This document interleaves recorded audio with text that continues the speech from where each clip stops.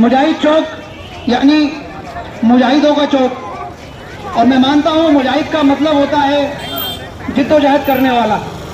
तो आज आपके बीच ये कुछ लोग नशा, सट्टा और जिस्म फरोशी के खिलाफ जिद्दोजहद करने आए हैं और अपनी बात यहाँ रखना चाहते हैं।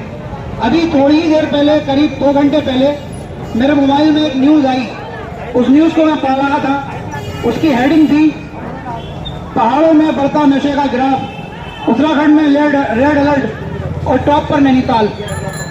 ये न्यूज़ की एक हेडिंग है, यानी कि उत्तराखंड में नशा बहुत तेजी से बढ़ रहा है और उस उत्तराखंड में भी सबसे ज्यादा नशा नैनीताल में बढ़ रहा है। उस पूरी न्यूज़ को जब मैंने पढ़ा तो उसमें जगहों के नाम लिखे हुए हैं कि इस जगह पर आप जाकर के देख सकते हैं, आपको इंजेक्शन लगाते हुए लड़के नौजवान मिल जाएंगे, आपको वो व्हाइटनर सूंघते हुए मिल जाएंगे, वो ट्यूब का नशा, वो गोलियों का नशा, वो स्मैक का नशा और तमाम तरह के नशे इस टाइम आपको करते हुए मिल जाएंगे।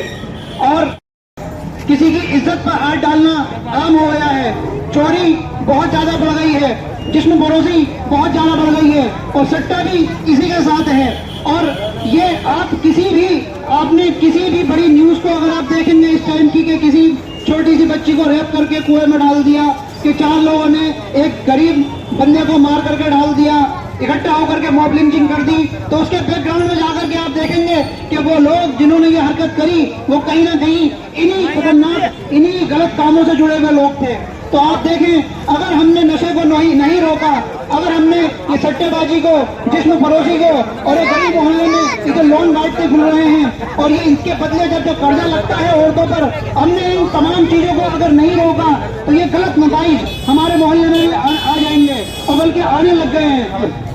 कौन होगा इसका जिम्मेदार? क्या सारी की सारी जिम्मेदारी प्रशासन की है? क्या सारी की सारी जिम्मेदारी हमारी सरकारों की है? क्या सारी की सारी जिम्मेदारी हमारे नेताओं की है? क्या हमारा ज़मीर नहीं है इस लायक? क्या समाज कुछ नहीं करेगा? क्या हम अपने बच्चे का ख्याल नहीं रखेंगे? क्या बच्चे का ख्याल रखने के लिए भी पुलिस आएगी? अगर हमारा बच्चा नशे में किसी नाली में पड़ा हुआ मिला तो हम क्या करेंगे? अगर हमारा बच्चा कभी किसी गलत आदमी के चक्कर में आकर के और किसी गलत दवाओं के साथ पकड़ा गया, चाहे वो गलत तरीके से पकड़ा गया या अचानक से उसके साथ खड़ा था और वो 6 महीने के लिए अंदर चला गया, फिर हम क्या करेंगे? हमें आखिर कब जागना होगा? हम आखिर कब जाएंगे इनके खिलाफ? हम आखिर कब आवाज उठाएंगे? तो इन्हीं बातों को ध्यान में रखते हुए आज हमने यहाँ पर यह हस्ताक्षर अभियान शुरू किया है। आइए, और अभी बयान सुनने के बाद आप हस्ताक्षर अभियान में हमारा साथ दे सकते हैं। मैंने एक बात नोट करी, बंदा जब भी चुप रह सकता है जब 2 बातें हो, या तो वो मर गया हो या फिर उसका ज़मीर मर गया हो। आखिर हम कौन सी पोजीशन में हैं? क्या हम मर गए हैं या हमारा ज़मीर मर गया है? जो इन गलत बातों के खिलाफ हम आवाज नहीं उठाते, हमें ये चाहिए कि हम गलत बातों के खिलाफ आवाज उठाएं। हमारे गली मोहल्लों में सट्टा हो रहा है, नशा बिक रहा है, सब कुछ आम हो रहा है, क्यों हम आवाज नहीं उठाते?